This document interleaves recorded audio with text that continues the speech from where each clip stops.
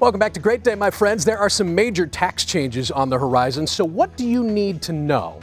As part of Money Matters Monday, Bart Humphrey with Circle of Advisors joins us now to explain, not on Zoom, not on FaceTime, the dude is in the studio. It's the first time we've had a human being who doesn't work here in the studio for about a year.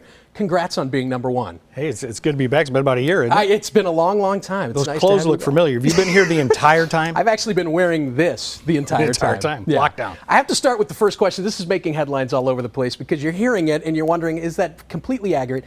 Is it true that only those earning over $400,000 a year are going to have their federal taxes raised? Because that's what at least some would have you believe. Well, that's the rumor on the street. Yeah. No bill has been passed.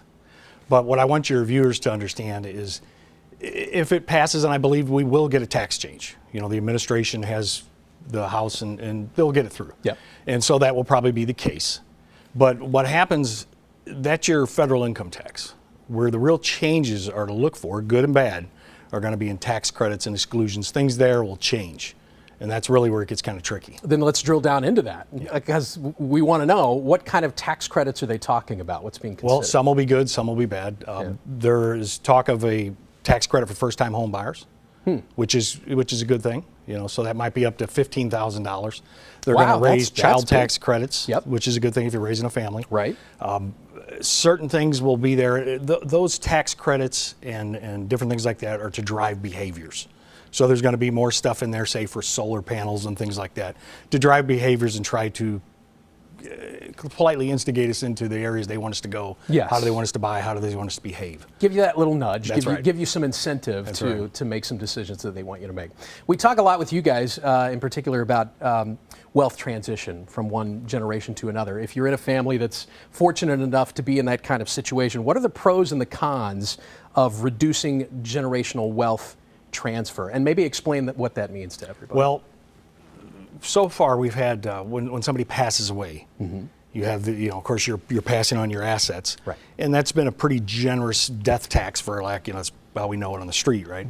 Well, they're definitely looking at changing that so that it'll make it a little more difficult. Those things will revert back. You'll have about a 50% cut, perhaps. Again, none of this is written in stone yet. Right. When that happens, it'll make it a little more difficult for people to transition their wealth. And the thing that I look at, it's not really the super wealthy that we would call this. It's going to affect, Matt, more the probably middle class to upper middle class. But your people that your one percenters, as so often, they've already got all this taken care of. Right. And what I want your viewers to know, that there are things and instruments for those that might be affected by this, that they too can do things to limit that from happening. But another thing that's a major change if they do it is what they call the stepped up basis.